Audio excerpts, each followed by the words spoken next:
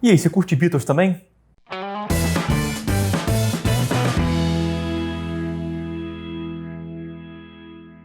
Fala galera, Carlos Pinheiro aqui. E hoje a gente vai dissecar Paul Está Morto do Comic Zone. Inclusive, valeu galera da Comic Zone que mandou pra mim, presentinho. Gente, esse quadrinho é muito doido. É uma viagem de ácido, piração total. Mas eu achei uma leitura super interessante. Antes de começar a falar dele, se inscreva nas redes sociais todas, Facebook, Twitter, Instagram. Aqui no YouTube também, ativa o sininho. Se você não conhece meu trabalho e quer conhecer para além do YouTube, eu sou quadrinista, sou professor, sou editor do Universo Guará. Tenho uma caixa postal, onde as pessoas mandam essas belezinhas para mim. E tenho também um grupo no Facebook, onde a gente conversa sobre produção de quadrinhos, sobre edição de quadrinhos, sobre o mercado nacional. Entrem lá e participem com a gente. Beleza? Façam parte desse Rafaverso que a gente criou lá. Bom, gente, vai falar um pouquinho sobre esse livro. Eu quero falar, como eu costumo fazer aqui no Dissecando, né? Falar do roteiro, né? Da história dele, falar da arte, do desenho do cara e da narrativa gráfica, né? Como que ele conduz a história pra gente. Eles, no caso, né? Que quem escreveu foi o Paulo Barón e quem desenhou foi o Ernesto Garbonetti. São italianos, até onde eu sei, né? E, gente, é um quadrinho muito doido. Vamos começar com a história, tá? Qual é a história? A história desse quadrinho é que Paul morreu. E aí eles precisam de um sósia. Eles precisam lidar com a situação, né, de não ter mais Paul. E aí você acompanha os outros 3 Beatles tentando desvendar o mistério de como ele morreu, de por que ele morreu, de o que aconteceu com ele. É uma história de ficção, tá? Assim, Paul tá aí, né? Mas tem essa teoria conspiratória de que Paul morreu em algum momento e ele foi substituído por um sósia. É uma teoria conspiratória que existe aí faz tempo, né? E que é conspiração, tá? Mas, como ficção, é excelente para você pegar e extrapolar o conceito. Então, se você conhece a teoria da conspiração, de que o Paul morreu e que acharam outro cara, não sei o quê, é super legal. Se você não conhece essa teoria da conspiração, se você não é fã de Beatles, eu acredito que esse quadrinho é meio doideira demais pra você. Porque assim, eu curto muito Beatles, tá? Eu gosto de verdade, sou fãzão. Especialmente da vibe mais psicodélica deles, eu gosto bastante dessa época psicodélica ali. Então eu amei isso aqui, porque pra mim é um monte de easter egg. Tem um monte de pedacinhos de músicas, de referências visuais às músicas que eles fazem, a carreira deles, né? É muito interessante. Mas pra alguém que não conhece os Beatles, não tá ligado, é só uma viagem de arte, é só uma piração, é um quadrinho meio nonsense, sabe? Que ele vai pra lugar nenhum, ele leva pra lugar nenhum, porque é sempre uma piração dos caras viajando quem matou, o que aconteceu. Pode ficar meio perdido. Então, assim, é difícil eu dizer como é que alguém que não sou eu entenderia a história, mas eu acho que eu gostei porque eu conheço os Beatles, porque eu gosto de Beatles, porque eu sou fã da carreira dos caras. Mas se você não é, talvez você fique um pouco solto aí, um pouco meio o que tá acontecendo, né? Apesar de que tem um glossáriozinho para dizer quem são os personagens que aparecem que não são os Beatles, né? Que são só 2. Mas ainda assim, pode ficar um pouco solto, tá? Agora, a arte é fenomenal. Deixa eu abrir para vocês aqui, mostrar para vocês como é que funciona. Gente, a arte do Garbonetti é ridícula. É muito bonito. É muito estilizado, né?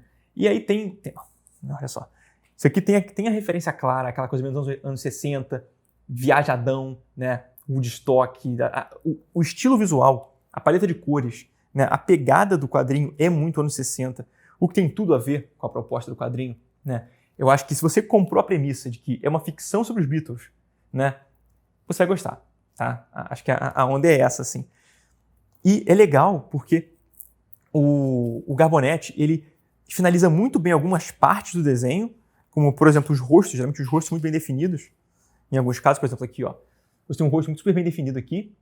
E em alguns momentos ele é super solto. São só silhuetas, né? São só cores. O que ele faz com isso? Ele consegue levar você para a posição que ele quer que você vá. Ele quer que você olhe para algum lugar específico, ele vai colocar o detalhe naquele lugar específico. Olha só. Um uso de silhueta, gente, absurdo, absurdo. Realmente, sem palavras, assim. A capacidade gráfica desse quadrinho de surpreender é muito interessante, porque a paleta é linda, né? O acabamento do desenho é super interessante, como eu disse, nessa coisa que é parcialmente muito bem definido e parcialmente super solto e vago e rabiscado. O uso de silhuetas é muito, muito bom. A leitura é interessante também, porque ele não segue um molde tradicional de decupagem, né? Então tem páginas com vários espaços vazios em branco, o que equilibra muito bem a história, né? Porque os quadros são muito coloridos. Então ter esses espaços em branco dá uma equilibrada, a coisa fica mais coerente, menos papagaiada, né? Menos aleatória, eu diria. E tem cenas incríveis olha isso aqui, olha a passagem de tempo aqui, né? Onde ele faz o tempo passar através das cores. Realmente, o estudo de cores aqui é excelente. o que eu falei sobre definição, olha só. Você tem o John Lennon aqui, bem definido pra caramba no rosto, definido os sucrilhos aqui, que tem uma pegadinha com quem conhece Beatles. E as mãos bem definidas aqui, mas o cenário, gente, o cenário é qualquer coisa. É qualquer coisa, são formas geométricas só. O que não é um problema, é interessante, né? Torna essa coisa mais psicodélica mesmo. Acho que até as cenas que não são de viagem de ácido, que de fato tem situações em que eles estão drogadões mesmo, nas situações normais, ela é muito doida pro leitor. E eu acho que tem a ver com a pegada, eu acho que a arte dele funciona muito, muito bem. Então, falando narrativa, foi o que eu falei pra vocês agora há pouco, dei até um spoilerzinho, né? Ele é muito bom com cores, então ele usa a cor pra narrar. Nossa, abriu um sol violento agora na minha cara. Ele usa a cor pra narrar, então as cores, as mudanças de cor, mudança de tom, dizem respeito à mudança de tom do quadrinho, então cenas que evocam sentimento, ele vai colocar uma cor que evoca aquele sentimento, né? Situações que ele quer que você fique mais perdido, você fique confuso, ele coloca o desenho mais confuso. Situações que ele quer que você fique mais entendendo o que está acontecendo, ele coloca o desenho mais claro. Olha aqui tem um destaque específico, tem partes em preto e branco, que contam outro núcleo. Então você tem o núcleo da psicodelia dos Beatles, tentando descobrir o assassino, meio doidões tentando descobrir o que aconteceu. Assassino ou não, não sabem o que aconteceu com ele, né? Tentando descobrir como que ele morreu. E enquanto isso tem um outro núcleo de uma galera, que eu não vou dar spoiler aqui, lidando com um outro personagem, que é tudo preto e branco. É outra pegada. Então você sabe claramente como a parte colorida é muito doideira. Você, quando fica preto e branco, você sabe, isso aqui é outro núcleo, é outra coisa, é outra história, né? Ele consegue contar duas histórias paralelas pra você.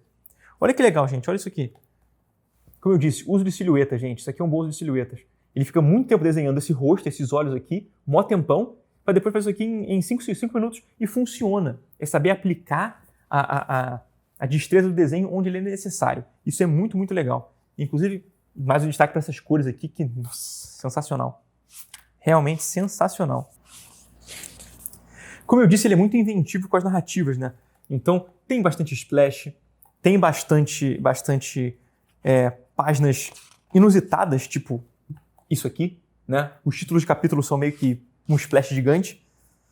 A gente tem muitas cenas assim, cenas com decoupagens inusitadas, como tudo preto, ou tudo numa cor só, ou um quadro de destaque, como esse aqui, em relação aos outros quadros. Então ele cria uma cadência muito interessante e é um livro muito rápido de ler, gente. Como basicamente são talking heads, né? São cabeças falantes, você não tem muito cenário, você não tem muita interação com o espaço, é muito mais os caras conversando entre si e despirocando nas teorias. Você tem pouco diálogo, porque é muito expressivo, né? Então o cara fala uma coisa e ele tá com a cara. Aí a frase seguinte tá com outra cara, já tá assim. Aí já é outro quadro. Então é muito dinâmico, é muito rápido de ler, é muito gostoso, muito fluido, apesar de que tem isso, né? Se você espera uma história mais coesa, mais coerente, né? E com mais pé no chão, não vai encontrar aqui. Essa história é pirada total, né? O que não é um problema necessariamente, a pegada é a proposta do quadrinho. Então se você tá afim de, sei lá, ler uma aventura, não vai encontrar aqui. Mas se você tá afim de ler um estudo de personagem do John Lennon, basicamente, né? Como que ele lida com uma eventual perda do Paul McCartney, é o seu livro perfeito. Beleza? É isso, gente. Espero que vocês tenham gostado. E eu curto esse tipo de livro. Devo admitir, assim, não é o tipo de coisa que eu mais gosto de ler. Eu gosto muito mais de histórias estruturadas, uma criação de mundo mais coerente. Mas é bom pra meio que limpar o palato de vez em quando, sabe? Você lê várias histórias super densas e complexas, e com mundos e raças e povos e magias e tudo mais, e sci-fi. E aí você pega uma história dessa que ela é rápida de ler, que ela é gostosa, ela é simples, né? Você meio que reseta, sabe? Eu acho que é bom de vez em quando ler uma história dessa pra te colocar de volta no lugar e até voltar para histórias mais complexas e mais com criações de mundo mais elaboradas e entender como que você não precisa disso para fazer uma história que é interessante, porque isso aqui é super interessante. Você quer ler até o final, você quer chegar no final, mesmo que o final não seja... Enfim, é mais uma piração também. Tem um easter egg, gente. O final é um grande easter egg, na verdade. Então, assim, como eu falei no início, se você não curte Beatles, não conhece nada dos Beatles, talvez você dê uma sobrada aqui. Mas se você gosta um pouquinho, conhece alguma coisa de Beatles, prato cheio. Beleza? É isso. Então curte, comenta, compartilha, se inscreve. Coisa que todo mundo já sabe. E no mais, aquele abraço. Valeu!